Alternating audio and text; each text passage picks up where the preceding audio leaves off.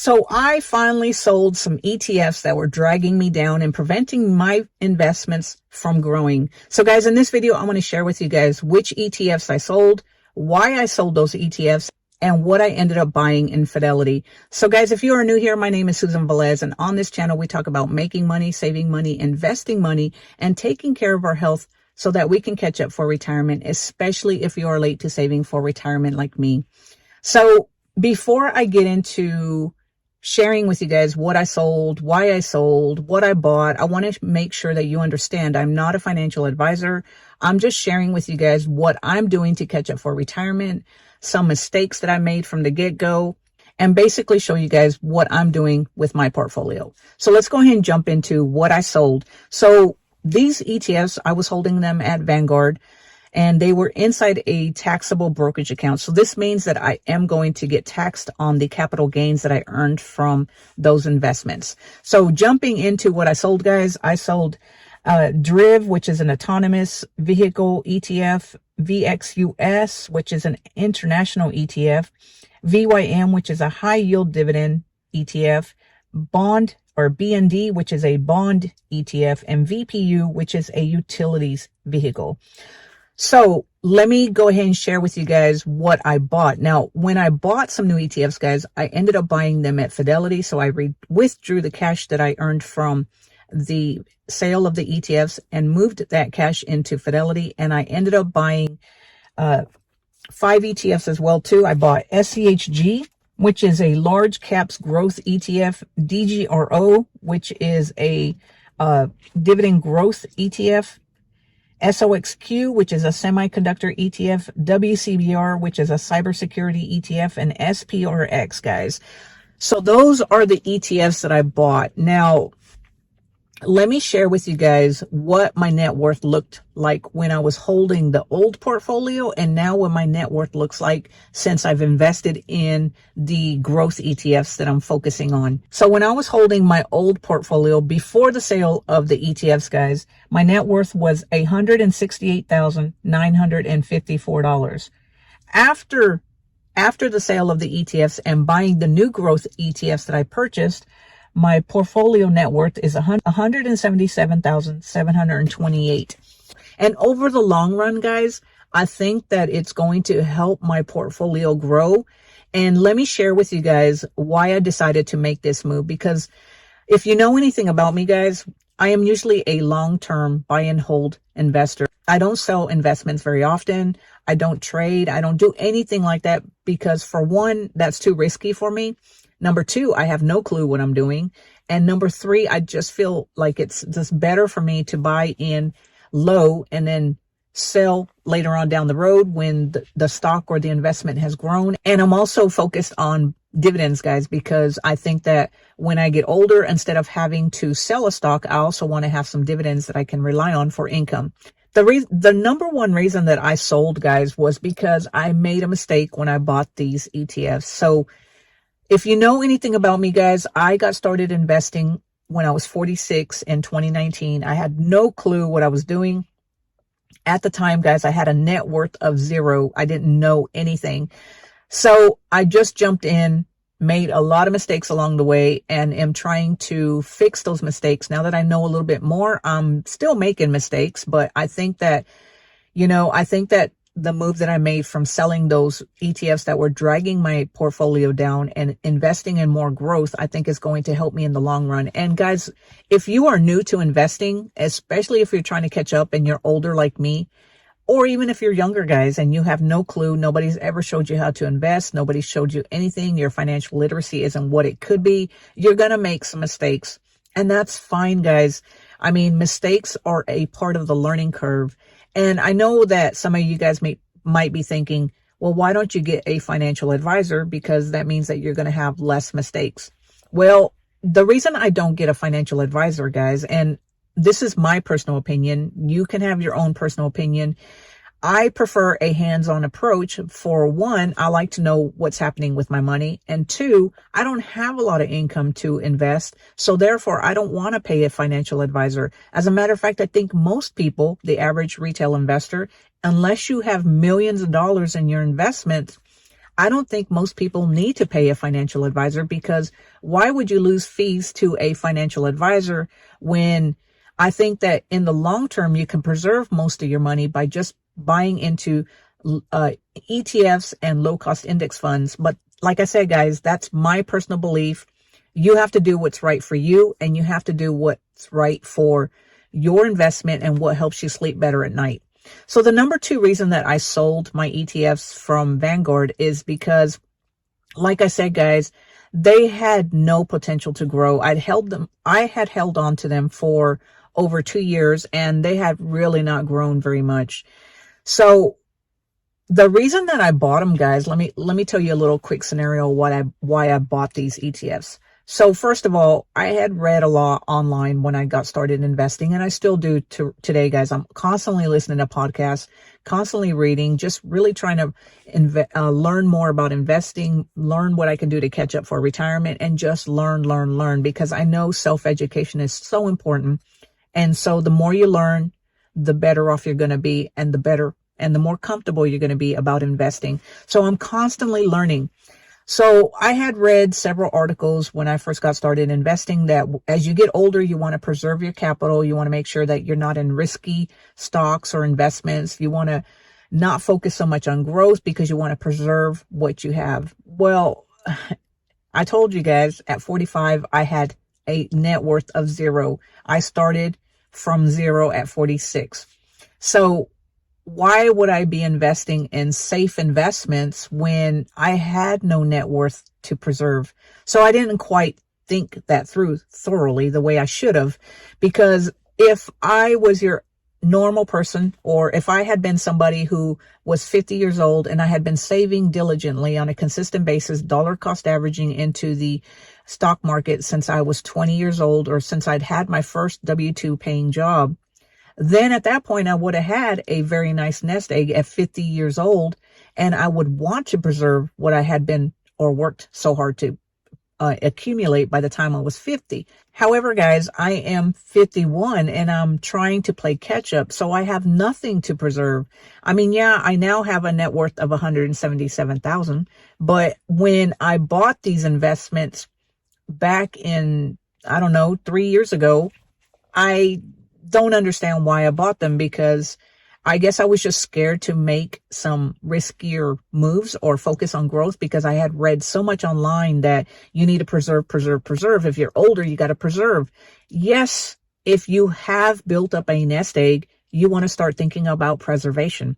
You want to preserve the income that you've accumulated or the growth that you've accumulated. However, if you're starting from scratch and you have nothing to preserve, then in my opinion, why would you invest in safer stocks or safer ETFs? Now, I'm not saying you go all out and invest in the riskiest stocks. That's not what I'm saying. I do invest in a couple of individual stocks, but a majority of my money, guys, is in ETFs and index funds, because while I want to be aggressive, more aggressive than the average 50-year-old who's been saving their whole life, I don't want to be crazy and invest all my money in individual stocks, because in my opinion, that's just too risky. So that's the reason that I've sold all those ETFs, because they were not helping my portfolio grow. They didn't grow very fast, and they're not going to grow. So when right now I'm trying to grow my income, grow my investments, because I'm trying to catch up for retirement. And the only way that I'm going to be able to catch up for retirement is to invest in stocks or ETFs that are going to have a chance to grow. So that's why I invested in more growth stocks or ETFs than safety. And then number 3, guys, is I sold out of my Vanguard ETFs and moved them over to Fidelity, because when I started my Vanguard ETFs, I bought into them, but at the time, Vanguard didn't allow fractional shares. So that means that I was able to invest in those ETFs for a little while, but I couldn't continue investing because, as you guys know, I don't earn a lot of money. I'm a low income earner. That means that I don't always have the money to buy a full share. So it was hard for me to buy a whole share of VYM, because at the time, I'm not sure what the price is because I haven't invested in that ETF for a while. I didn't have the money to invest a whole share of VYM.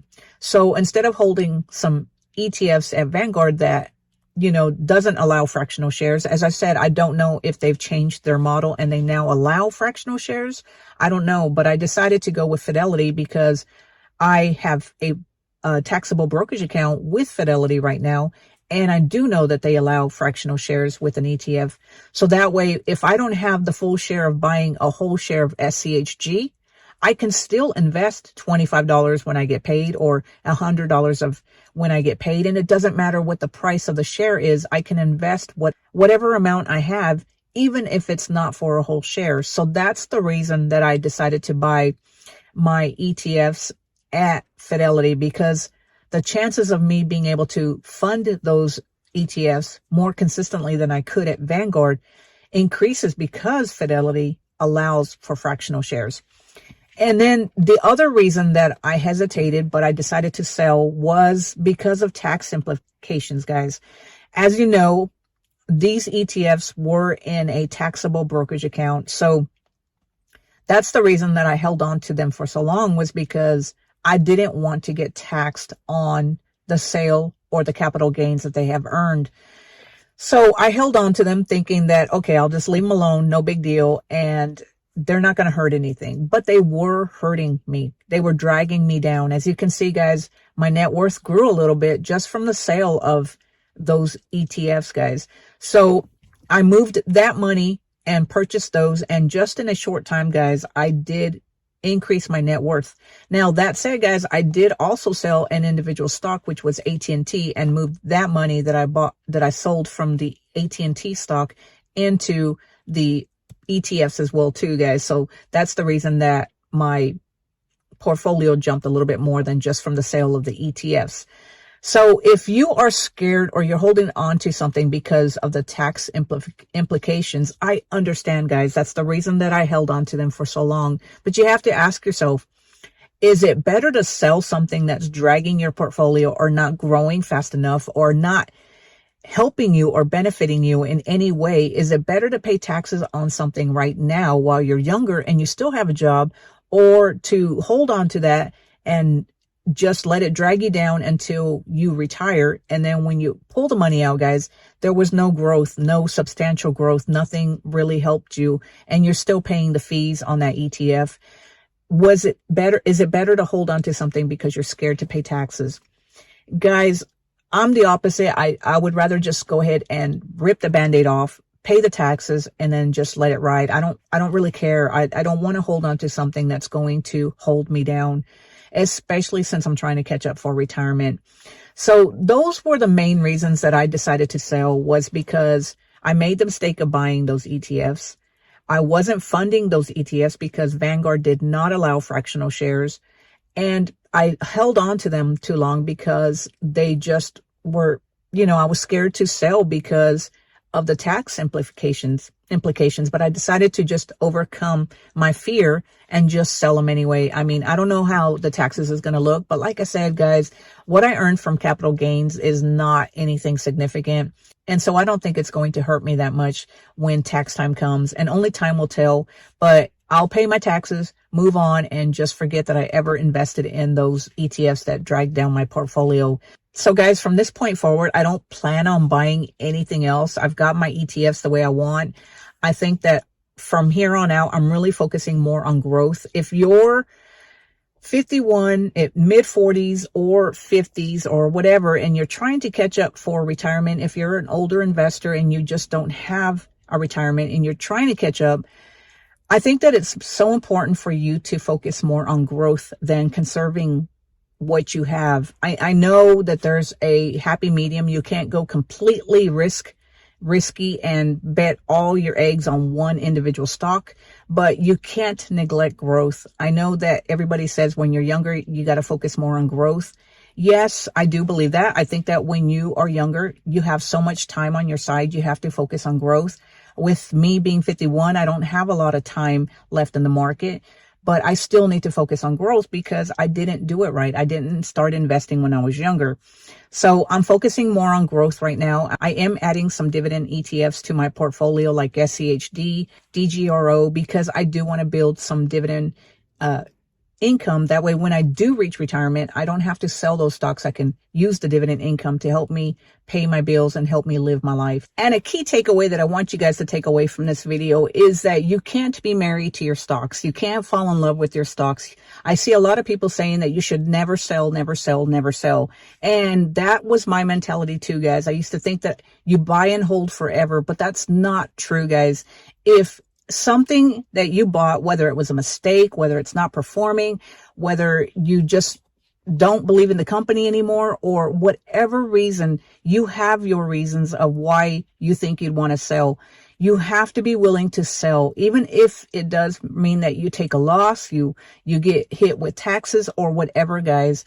Especially if you're trying to catch up for retirement, or anybody, guys, it doesn't matter. If that stock is not performing the way it should be, or the way you anticipated it to be, or you just completely lost belief in that stock, or whatever reason, the fundamentals are not the way they used to be, you have to be willing to sell the stock. You cannot be married to the stock. You cannot fall in love with the stock, because what you have to understand, that a stock is just a tool that's going to help you get to where you want to be. And guys, my stocks, while I enjoy being inside of my portfolio, I love watching my investments grow. I understand that they are just a tool to help me achieve my goals, guys.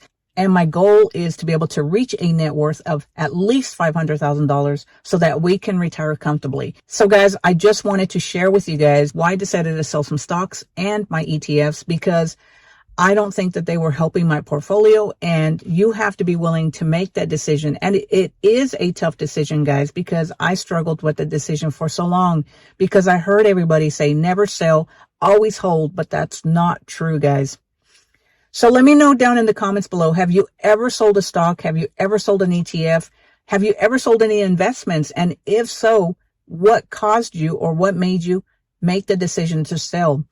And guys, if you enjoyed this video, give it a thumbs up. Click on that subscribe button so that you can be notified whenever I put out a new video. And join me on my journey of reaching a net worth of $500,000 to catch up for retirement. So guys, I will talk to you later. Have a great day. Bye.